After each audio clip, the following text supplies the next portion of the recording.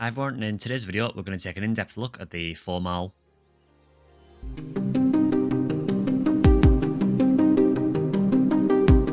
Hi everyone, and in today's video for Phantasy Star Online Blue Burst, we're going to continue the series of class guides for new players and for people who come back to the game. And as you may have guessed, the class we're focusing on today is the FOmarl. Now, I have covered every other class in PSO already, so this is the last in the series of character guides. So if your favourite class isn't FOmarl, there will be a video up on my channel already, so go and check those out. So what we'll do is we'll break down the name of the class first and what it means. Then we'll go through the stat breakdowns at level 1, level 200 base stats, and level 200 max stats. We'll go through some recommended gear that you might want to use. We will cover mag builds. We will give a basic idea of some section IDs you might want to look at, some advantages and disadvantages of the class, and we'll also cover a basic boss fight as well, just to show you how it plays. Now, the first thing we'll cover is the name. So PSO, as I've mentioned in other videos, uses this quite convoluted naming system to denote the different class archetypes and genders. The way that it works, for anyone that doesn't know, is the first part of your character class name will be capitalized, and that capitalized part denotes what class archetype you are. So it's HU for Hunter, RA for Ranger, and FO for Force. So because we're a FOmarl, we've got FO, so we are a Force, so we are a technique user. Although, as you'll see later in the video with FOmarl, that is a little bit deceiving. Then the marl part of the name, so the lowercase part of the name, that denotes the gender and race of your character. So a marl is a female human. So a FOmarl is a female human force. It does take a little bit of getting used to this terminology that PSO uses, but once you can remember what the different parts mean, it becomes a lot easier. But next what we'll do is we'll look at some stat distributions. So we'll start with level 1 base stats. So at level 1 base stats, our HP starts at 29, and that is tied highest for Force, and it's tied with FOmarl. What you will see quite quickly is that there is a pattern with the FOmarl stats at level 1.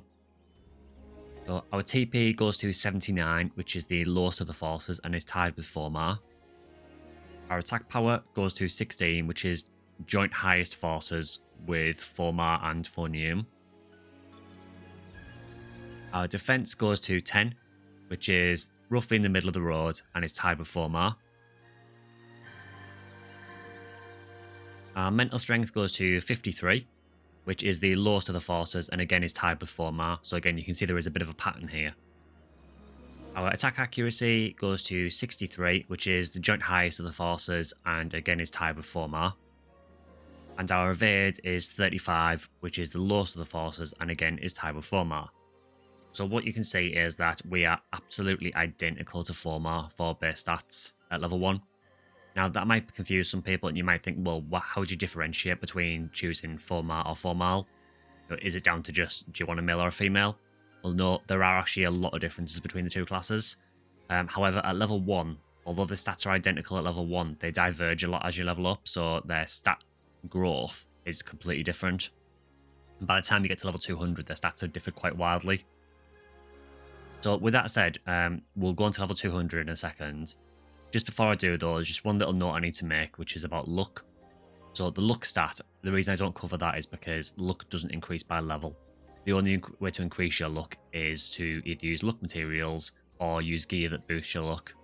And what luck does, for anyone that doesn't know, is it just boosts your critical hit rate with melee and range attacks. It doesn't impact on techniques. But that's why we don't cover luck. So next what we'll do is we'll look at the level 200 base stats, and this is base stats without any materials, without mag. So at level 200 base, our HP goes to 1273, which is actually the highest of the forces. Our TP, conversely though, only goes to 1699, which is the lowest of the forces. Our attack power goes to 721, which is, it's on the upper end of the forces. We are a little bit behind FOmarl, but we're ahead, quite significantly ahead of Phonium and very, very far ahead of Phonuel. Our defense goes to 351, which is roughly in the middle for forces. Mental strength goes to 934, which is the lowest of the forces. It's not by too much. I mean, the next lowest is FOmarl, which is at 990. So there is a little bit of a difference, but it is still a reasonably high mental strength. However, if you then compare that to some other classes, if we take Hunuel, for example, into consideration, Hunuel goes to 885, so we're not too far ahead of Hunuel. So for a force, we are quite low. Our attack accuracy goes to 144, which is actually the highest of the forces. And our evade goes to 513, which is not only the lowest of the forces, but it's actually the lowest of any class in the game. But if we then move on to maximum stats, so as a human, a FOmarl can use 250 materials. And with that in mind, our HP at maximum stats goes to 1,523, which is actually not only the highest of the forces, but we're actually just behind Hunuel. Our TP goes to 2,474, which is a little bit behind FOmarl, and we are still the lowest of all the forces. And we're significantly behind the two Newman forces. Attack power goes to 872, which again it's on the upper end of forces, but when materials are taken into consideration, the gap between FOmarl and FOmarl does widen, so FOmarl does pull ahead more at 1002, and even FOnewm does catch us up quite a bit, up to 814. So although we are on the upper end of forces, we are a bit of a wider gap once you factor in max stats. Our defense goes to 498, which is the highest of the forces. Our mental strength goes to 1,284.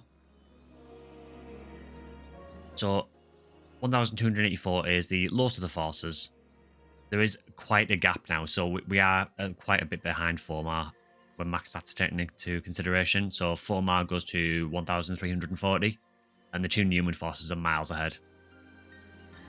Our attack accuracy goes to 170, which is on the lower end of the forces. We are a little bit ahead of FOmarl, but FOmarl is the lowest ATA class in the game, so we are very much on the low end of ATA.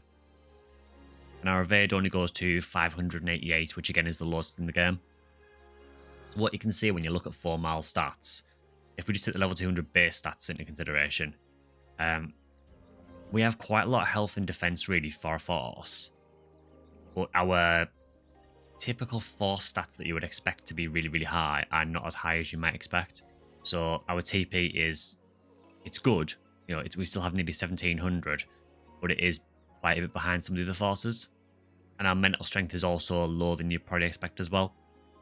So this makes FOmarl quite an interesting class, because if you also look at its attack power and its accuracy, although its accuracy is quite low, you can get around that to an extent with hit percentage weapons.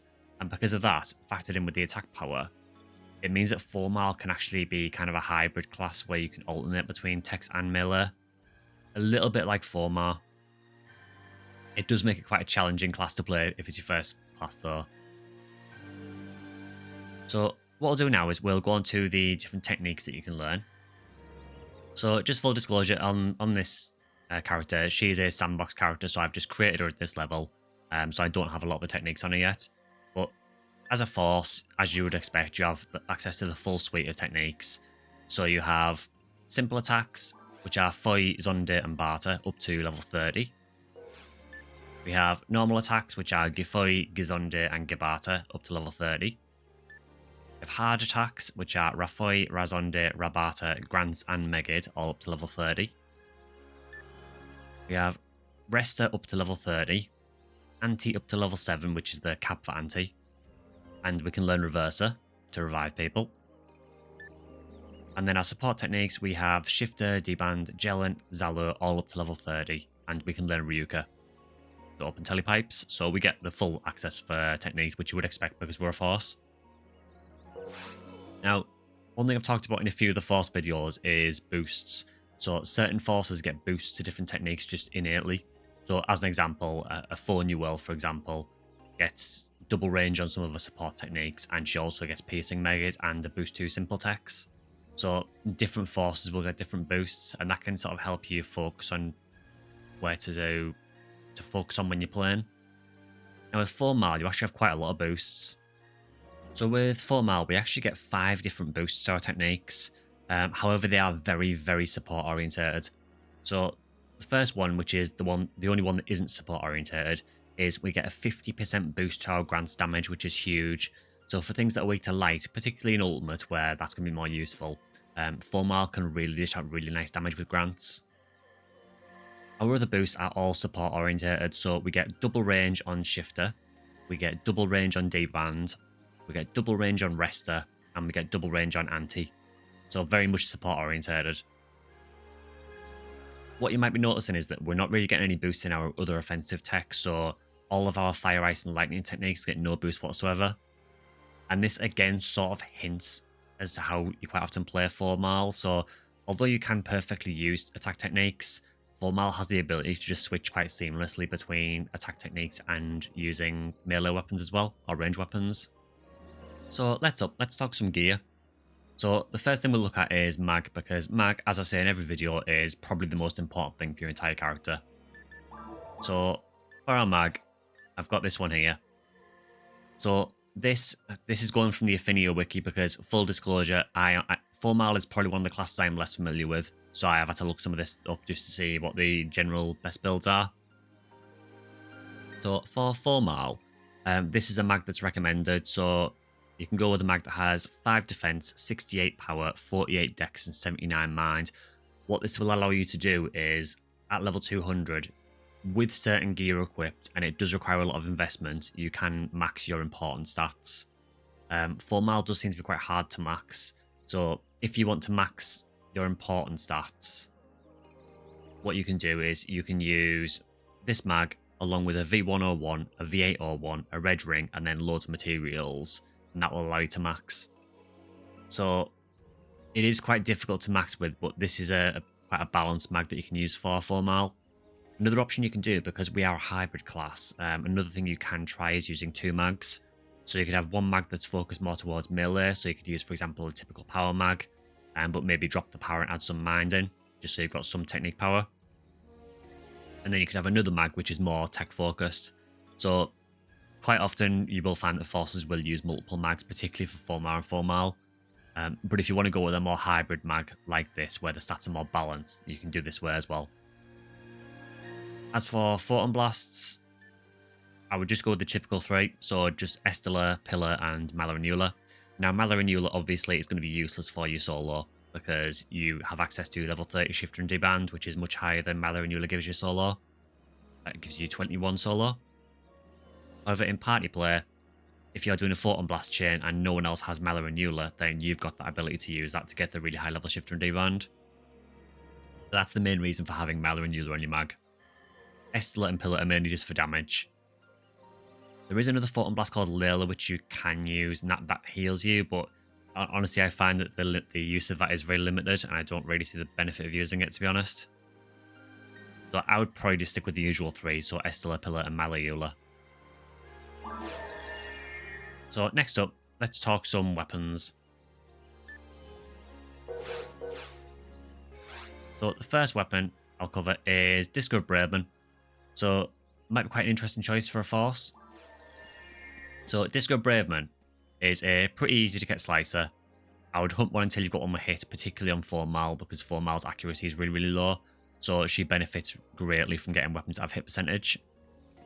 Now, the reason I recommend this is because one interesting thing about FOmarl is that almost all of the weapon animations are unique. So I'm not going to go through them all, because honestly, most of them are worse than normal. A lot of them are a lot slower. However, there are certain animations that are much better on her, so a slicer animation is actually really decent. The main reason is because the last part, on a lot of slicer animations, the last hit in particular has quite a big wind up to it, where there is still some wind up, but there seems to be a lot less on FOmarl. Now, FOmarl can use this really, really effectively because Disco Braveman is a slicer that has Berserk, so it allows you to do a lot of damage. That combined with level 30 Shifter means you're going to be pumping out some really big numbers. You can also combine this with the 13 armor as well to get that massive set boost. This is definitely an option that will work perfectly well on FOmarl. Next up, if you want to go on more the nuking route, we have options like the Psycho Wand. Now, yes, Psycho Wand is incredibly rare and is almost impossible to get. There are other weapons you can use to sort of substitute for this. So if you want to use a weapon for the TP cost reduction, you could either make a Dark Bridge or use something like a Sorcerer's Cane. And they will also give you TP reductions as well. The main reasons for using the Psycho Wand is, first of all, it gives you a 30% boost to Rafoy, Razonde, and Rabata.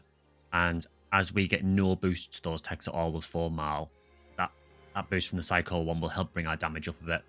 So it's really, really useful for that. The other reason is because, as I've mentioned, Psycho Wand has an ability to cut your TP usage. So the way Psycho Wand works is when you cast a technique with it, the technique will use 50% of its normal TP, but the full TP cost of the technique will come off your HP. So if you cast a tech that costs 50 TP, 25 TP will come off your character, but 50 HP will be lost as well. The only exception to this is Resta. Resta you can get away with because you will just heal the damage anywhere. You won't actually take damage noticeably, you'll just heal. But any other technique, you will use 50% of the TP cost, but you'll take the full cost off your health. Dark Bridge actually has a better version of this, which that takes 50% off your HP as well. But there are a lot of downsides to using Dark Bridge, such as the fact that it randomly confuses, freezes, or paralyzes you. It's just not a great weapon, honestly. So Psycho Wand is definitely the better of them, but I appreciate that it is extremely hard to get.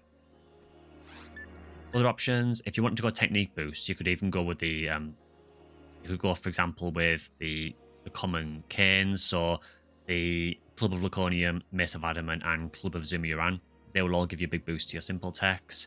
You could also go with the weapons like Fire Scepter Agni, Ice Staff Dagon, Stormlord Indra. They will also give you boost to techs across the board. Another one that gives boost, though, is the Magical Piece. So Magical Piece, this is a really nice wand that gives you a flat boost to, I believe it's to your Gifoy, Gizonde, and Gabata.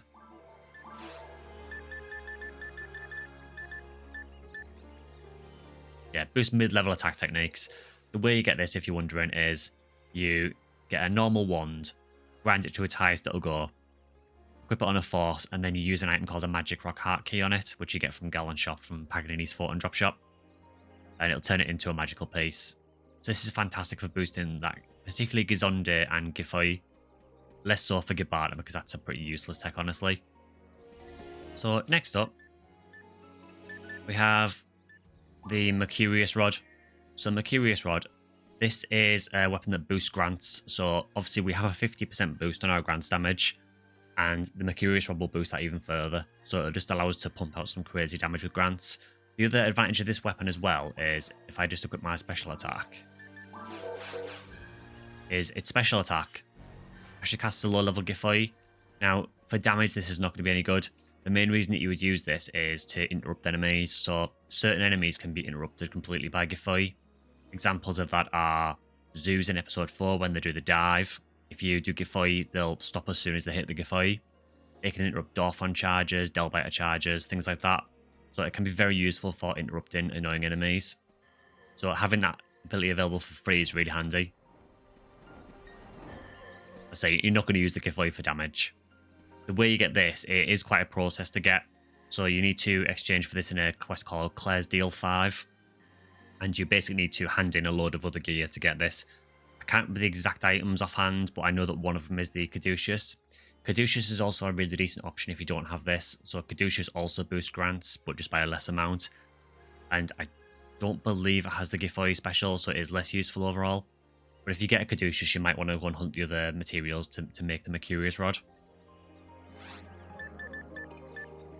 Next up, we have the Glide Divine. So Glide Divine is a really, really useful support weapon for several reasons. One is it doubles the range of your Jelen and Zalur. So Jelen and Zalur are the only support techs that FOmarl doesn't get a range boost to. So this fills that hole. It's also just fantastic for having level 30 Jelen and Zalur with double range, because you can tag it an entire room, more or less. There's some crazy range on the Jelen and Zalur once you've got this equipped. The other advantage is that Glide Divine has a little secret ability which is if you keep it equipped for 10 minutes without changing it, that's the downside of it, is that you can't change weapon while you've got it equipped if you want its ability to activate. If you keep it equipped for 10 minutes, what will happen is, I can't show you now, but what will happen is when you go to remove it, normally you have these options, which is remove, drop, or sort. What will happen is the remove will actually change to use. And if you press use, the glide will reduce your health to 1, but it will refill all of your TP gauge. You can use that once every 10 minutes. It doesn't get rid of the weapon either as well, even though it says use. You don't lose the weapon. It's just like a hidden ability the glide has. Really, really handy for saving a bit of money on tri-fluids. But the downside with it is that you do have to keep the glide equipped. So really, really fantastic support weapon. The main reason I use it is for the Jelen and Zalura range boost though. Next up, on the subject of boosts, we have Tyrels Parasol. The Tyrels Parasol is a partisan weapon. It has a charge special, so you basically use money to do high damage, and it's one of the highest attack power partisans that a FOmarl can equip. It also gives some really nice support boosts, so I believe it boosts the range of, I think it's Rest, Shifter, and D-Band. So a really, really nice support weapon overall. This honestly is really good on pretty much any female character that can use it, but on a Force in particular, it's really, really good. There is also other options like Madame's Parasol and Madame's Umbrella as well. They are, generally I would say they're a bit worse than this, and they tend to boost less techniques, but there are other options you can use if you don't have this. Next up, let's talk about melee. So, first of all, like pretty much every class in the game, Excalibur. So Excalibur is made by finding a sword called Lame d'Argent, and then you kill 10,000 enemies with it equipped, and then you can unseal it into Excalibur. Excalibur is one of the strongest weapons in the game. It's a saber that hits 3 targets, has a berserk special, and it also has a set boost with the Telusis mag, although the set boost isn't really worth it. It's just a small battle speed increase, which doesn't stack with your units or anything. This is a fantastic weapon for taking care of small groups of enemies, and just for the amount of damage it pulls out, definitely worth getting on pretty much any class that can use it. I believe the only class that can't use it is Full New World, just because you don't get enough attack power to use it. Just to note though, you will have to invest quite heavily in attack power to use this, because it does require 800 attack power. And as you can see with this mag, which has 68 power, at level 200 base stats, we have 857 attack at the moment, so we only just have enough attack to use this. So just bear that in mind. Next up, for single targets, we have double sabers like Vivien. So Vivien is a really, really nice double saber. It's pretty strong. It has I believe it has a TP steal special, so good for getting some TP back, particularly if you can get one more hit. There is some set boosts that work with this as well, which I'll go into soon. Again, just very nice for single target damage. Now, there is also another weapon. However, for me to use it, I will have to equip some other gear as well. So there is also this weapon called Rambling May. So Rambling May, you can see we're just short of accuracy there. So you may want to use an arm unit just to increase your accuracy enough to use this. Because this is right at our cap for ATA. So Rambling May is a shot weapon. Now, the interesting thing about this weapon is a few things. So, first of all, one reason for using Rambling May is that FOmarl, as I mentioned earlier about Slicer, there are certain animations that are faster on FOmarl. Most of them are slower, but for Slicer, and particularly for shots, their shot speed is faster than normal. The other reason for using Rambling May is it actually shoots different to a normal shot. So normally the way shots work is they fire 5 shots in an arc in front of you that hits enemies in a spread. With Rambling May, instead the way it shoots is it fires 2 projectiles instead of 5, and they just fire straight forward in front of you. They also actually have longer range than usual, so they have handgun range instead of shot range. Another interesting thing about them that I didn't realise until I read the wiki on it is that the shots also have the same property as launcher bullets, so they have infinite vertical range. What this means is that if you're fighting something like the dragon, for example, when the dragon flies up in the air, you can still use Rambling May to shoot it, even though your bullets won't actually physically hit the dragon, because they have infinite vertical hitbox that will still hit. So this is a really popular weapon on FOmarl, just because it's relatively high attack power for a shot. It fires 2 shots at once, and obviously you get the faster animation as well, so it is actually a really decent option for using as a range weapon on FOmarl. Typically, you're not going to use much range options with FOmarl just because the accuracy is quite low, but Rambling May is one of the exceptions to that. But that's it for weapons. So what we'll do now is we'll go into some defensive gear. So we'll cover armors first. So first option, as you may expect, given that we use Disco Braveman quite a lot at the beginning, 13 is a really good armor to pair with that. 13 gives you a big boost to the Disco Braveman's attack power, which just allows you to pump out more damage with the Berserk special. So it's a no-brainer, really. Particularly with FOmarl's increased increased slicer speed. Next option is any of the cloaks. So Ignition Cloak is normally the main one that people recommend. So there are one of these for each element. So there's the Ignition Cloak for fire, Congeal Cloak for ice, Tempest Cloak for lightning. I believe it's the Select Cloak for light and the Cursed Cloak for dark. Now, any of those will work fine on FOmarl. They all give boosts to technique damage, and the Cursed Cloak allows Mega to penetrate. So, Ignition Cloak's a really, really good one because obviously it gives a boost to all your fire techs, so that in turn boosts Gifoy, which is one of the most useful techs in the game. So, just for general supporting and flinching enemies, just to get a bit more damage out of your Gifoy, this is going to be a big help. So that's always going to be useful for any force, really. Another option you can go with, slightly a left field choice, is you can go with Safetyheart.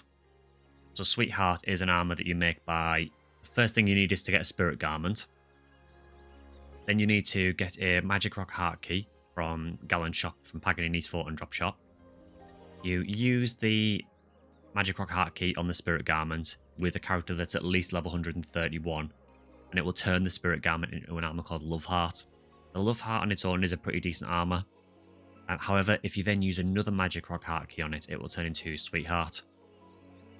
Safetyheart has a few interesting benefits. So, first of all, the way it works is if you stand... It's a female-only armor that you equip, so only female classes can use this. If you stand near a male character, you will get a... With Love Heart, you get a defense boost if you stand near a male character. With Safetyheart, you actually get a defense reduction, but your attack power goes up, and it can be quite a big boost if you stand near a few male characters. Now, this is also fantastic because it actually has a set boost. So there are two main set boosts that affect FOmarl for this. So first one is with Vivien, which is the double stab we're using at the moment. The set boost for this isn't really worth anything. It's all it gives you is 20% attack speed, which realistically are going to be using units that give you more than that, and attack speed boosts don't stack. So that's not really that relevant. However, it also stacks with a shield as well. So there is a shield called Safetyheart. And Safetyheart, it's very, very hard to get. The way you get this is you need to find an invisible guard, which is a shield that for most IDs only drops in normal from Dark Gunners at a ridiculously hard rate. I believe there is one ID that finds it in other difficulties. Then once you've got this, you use another Magic Rock Heart Key on it and it'll turn it into a Safetyheart. Now, if you have Safetyheart and Safetyheart equipped, you actually get plus 10% defense on the Safetyheart. And you also get plus 2 to your Fire, Ice and Lightning resists and plus 5 to your Dark and Light resists, which is just a nice little bonus. It's not game breaking or anything, but it's just a nice little bonus to have. There is also another boost with this, with the Angel Harp Rifle, which actually improves the attack power by 30% and gives you 12 ATA. So if you want another range option, the Angel Harp is another option you can go for. Because that is a rifle that FOmarl can use. That's Safetyheart. As for other options, so as we are a force, using any kind of merge is always useful. So merges give inherent boosts to techniques. So for example, you could use a Gifoy merge to boost Gifoy. You could use a Rabata merge to boost Rabata. So any of those merges that you find useful for techs that you use often will always be beneficial on a force. You can also use something like 3 Seals. So 3 Seals is a shield. It doesn't have very good defensive or evade stats, but it does give you really nice resistances. It gives you 33 to everything. And it also has this interesting ability where if you take damage, well, if you get hit, it has, I believe it's about a 3% chance to just completely resist the attack. It's only low, but it's just a nice bonus. So those are ones I'd probably recommend. Obviously, at level 180 plus, you are going to be looking for a red ring like pretty much every other class, because red ring is such a good shield. But until then, you're probably looking at Safetyheart or one of the mergers. You could also potentially go with God Shield Koryu as well, which you get that by exchanging all of the different God Shields in Claire's Deal 5. And the main reason for using that is that it slowly charges your PB gauge, but it also has really nice resistances. So as for units, first one, as pretty much every other class that isn't a pure nuking force, V101. So V101 is a unit that increases your attack power, your evade, defense, mental strength, and luck by 15. Increases your accuracy by 1.5, which is kind of negligible. But it also boosts your attack speed. It doesn't say in the description, but the attack speed boost is 40%, so it's the same as a Heavenly Battle. If you're playing on one of the older versions, you might want to change this for a God Battle instead, which would be the best that you've got. Similarly, if you are playing on Classic, you might want to sub out the Sweetheart just for a Love Heart, because Love Heart is available on the Classic versions. V101, just a fantastic unit. Just it's all-around nice stat boost and built-in Heavenly Battle as well. Makes it one of the best value units single slot. Next up, we have V801. So V801, again, Blue Burst exclusive, and this is more or less a staple for all forces. So it gives you a boost of team mental strength by 5, which is negligible. But what this does is it reduces part of the casting time for techniques, so it makes your techniques cast faster. It's not a huge boost, honestly. It's noticeable, but it's not like Heavenly Battle where it's a massive increase to your attack speed. The difference with the tech casting is a lot more subtle than you might expect from other units, but it is definitely noticeable though. So this is definitely worth going for. Now, with FOmarl and FOmarl, it is less useful just because you probably are going to mix more between techniques and melee, but any force in general, and to be honest, any class that uses techniques, you can probably get some mileage out of V801, but particularly with forces. Next up, we have Adept. So Adept is a fantastic unit. Again, Blue Burst exclusive. The way that you get this is you need to find a unit called Limiter. And Limiter is a unit that is terrible. So when you equip Limiter, it will actually reduce a lot of your stats by 30. It's terrible. However, if you keep it in your armor and put up with it, and kill 20,000 enemies, it will turn into Adept. Now, Adept raises your attack power, mental strength, evade, defense, and luck by 10. It increases your accuracy by 20, which is massive.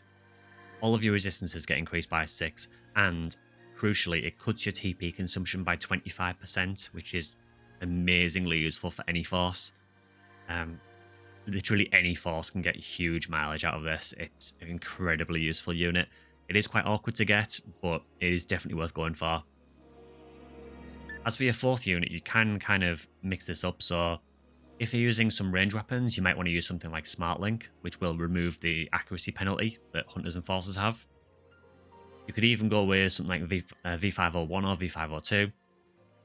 They increase the success rate of certain special attacks, so freeze, confuse, paralysis, and instant kill. It doesn't affect techniques, so this will only be for your actual special attacks, so it might have limited use. Alternatively, you could just go with a utility unit, like if you're struggling with their accuracy, you could put a Heavenly Arms in there, or a Centurion ability. Or if you are wanting to play a bit more conservatively, you might go with a Q unit, so something like Cure Freeze or Cure Paralysis, just for utility. So it's kind of a flexible slot, really. So next up, let's talk about some advantages and disadvantages of FOmarl. So let's start with the good stuff. So obviously having those boosts to the ranges of Shifter Deband, Resta Anti, it makes her a fantastic support force because it means you're not having to run around after people to get near them to cast support techniques, which can be a problem with some forces. Having that double range on literally everything that supports characters is really, really useful. It just allows you to manage the rooms a lot easier. It means that you're not running backwards and forwards constantly. Next up as well, there are certain weapons that are very, very good because of the attack animations. So I've mentioned the slices, I've mentioned the shots. Those, because of FOmarl's animations, they are fantastic on her. However, there are some weapons that you don't want to use, so some of the animations are very slow as well. So it's a bit of a mixed bag, that. Also, just having things available like Vivien, it means that you're not having to necessarily go for total endgame gear as well. So Vivien honestly isn't too bad to get. It's not an easy drop by any means, but it's certainly not an endgame ridiculously hard thing like Psycho Wand. So if you can get a Vivien and then anything that boosts your technique damage, like a magical piece, for example, you've pretty much got a decent setup for your FOmarl then that you can take into the late game. The other benefit of running a FOmarl is because she is a Force. Force is fantastic in certain areas, so particularly Episode 4, Force is an absolute powerhouse, and Force just demolishes Episode 4. Because of that, if you're hunting things in Episode 4, Forces are fantastic for it, and it makes a very, very self-sufficient class as well, particularly solo. So you'll find that quite often, FOmarl will be really, really solid for a solo option. So if you are wanting to run a class that you are going to do a lot of solo runs with, FOmarl should do you absolutely fine. Now, let's talk about some downsides, because as always, there are some downsides with every class. So the big one is you're a Force, but you have the lowest MST and lowest TP of all the Forces. Because of that, your tech damage isn't as good as any other Force. So to get around that, you do need to rely a lot more on gear that gives you boosts. So you need to look out for weapons that give you inherent boosts, and you need to exploit those as best you can. The upside to that, though, is it does allow you to explore other options, such as using melee or range as well. So it is quite a versatile class. One of the big issues with FOmarl, though, is definitely her accuracy. So she caps at 170, which is very, very low. And because of that, using melee, you can sometimes struggle to hit things, and it does mean that you are reliant to an extent on using weapons that have hit percentage. So just bear that in mind if you are going to play a FOmarl, that you might need to devote some time to find things with hit. For some gear, that's not too bad. So, for example, for the Disco of Braveman, it shouldn't take you too long to find one with hit because it's a relatively easy drop. But if you're hunting something like Vivien, trying to find a Vivien with hit might be a lot more difficult. So again, there are ups and downs to the class like every other class in the game. So next up, let's talk about some section IDs. So as you know, section IDs are integral to your character, and they fully determine what items you find. Now with PSO, I've mentioned this in a few of the videos, but there are two schools of thought with section IDs. So one is to use a section ID that your character is going to hunt stuff for them. So an example of that would be running a purple num ranger to find ranger gear for that ranger. The other school of thought is to use a character that hunts well in certain areas. So, for example, if you're hunting something that drops in, let's say, Control Tower. Control Tower is horrible for hunters, but is much more manageable with a ranger, particularly if you've got things like Frozen Shooter and Spread Needle. Because of that, quite often what you'll find is that if dropping Control Tower that you want to hunt, it can make a lot more sense to use a ranger to go and hunt those. So there is those two schools of thought with ID. So it's, do you want to hunt for the character that you're making, or do you want to have a character that can hunt things for your other characters? Now, if you want to find things for a FOmarl, one of the best IDs is actually the one we've got here, which is Pinkle. So Pinkle, in episode 1 and 2, it used to be a bit of a meme ID because honestly, its drop shots weren't that great. In Blueburst in particular, they have improved it massively, and it is a really strong ID now. So there are several reasons that you might want to go with Pinkle. So first of all, it gets a lot of the early Force items. So the ones I mentioned earlier, so things like Ice Staff Dagon, Stormward Indra, Fire Scepter Agni, they have several drops on Pinkle and are very, very easy to get. You also, and I didn't realise this, but apparently with Pinkle you also get a boosted drop rate to all the different amplifiers, which are used to make the merges. So that should help you get the merges easier as well. In the late game, you can get drops for Disco Braveman. You can find things like Limiter. You can get V801 on Pinkle. You can get Vivien. You can get Rambling Mare. So a lot of these bits of gear that I've shown you all drop on Pinkle. Now, there are some things that don't drop on Pinkle, but Pinkle gets the majority of them. So that is typically considered to be probably the best ID for FOmarl. However, if you want to use a FOmarl to hunt for other characters, there are other IDs that FOmarl can hunt well. So you could go with something like Red Rhea. So Red Rhea is a very, very balanced ID. You can find some of the endgame drops like Red Ring. It's also really, really good for getting Disco Bravemans as well. There's also some decent drops in episode 4 as well. So that is a very balanced ID. Additionally, you could go with Greenhill. Greenhill is probably one of the strongest episode 4s in Blue Burst, and as we've discussed earlier, Force is an absolute powerhouse in episode 4. So using a Greenhill Force should allow you to hunt things a lot easier. And as always, we have to mention Whitehill, because Whitehill is an incredible ID that has strong areas pretty much across the board and is good for basically any character. Whitehill, if you're going with your first character in the game, Whitehill is a fantastic choice to go with. So I would probably recommend either Pinkhill, Redrear, Greenhill, or Whitehill for the IDs I would go with. So what we'll do next, just to round out the video, is we'll do an example boss fight, and I'll just show you how FOmarl can play. Yeah, so we'll just do the Silver Dragon. I'll just show you how quickly this can go with the FOmarl.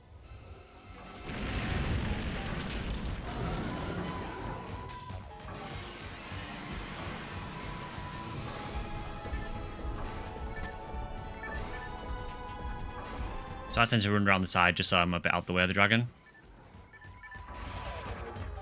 So we've got an option here, so we can either go the tech route, which is to use Gizonde. You can see that we are taking a lot longer than some of the other forces to get the health down, but Gizonde is still a really decent option for this.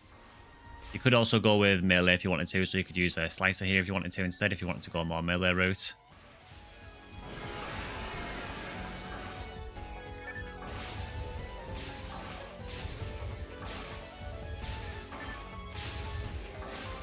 And we just got it before it was about to dig underground.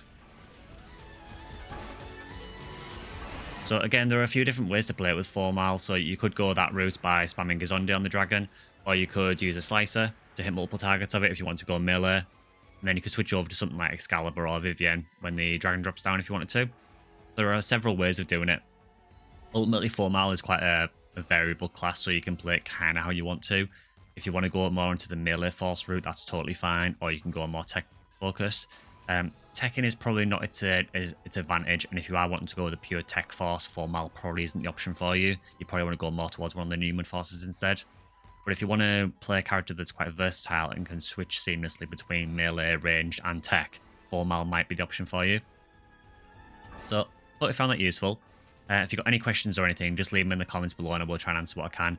As I've said, FOmarl is probably one of the classes I am much less familiar with, so if you've got any other tips or anything for FOmarl, feel free to leave them below and let other people know as well.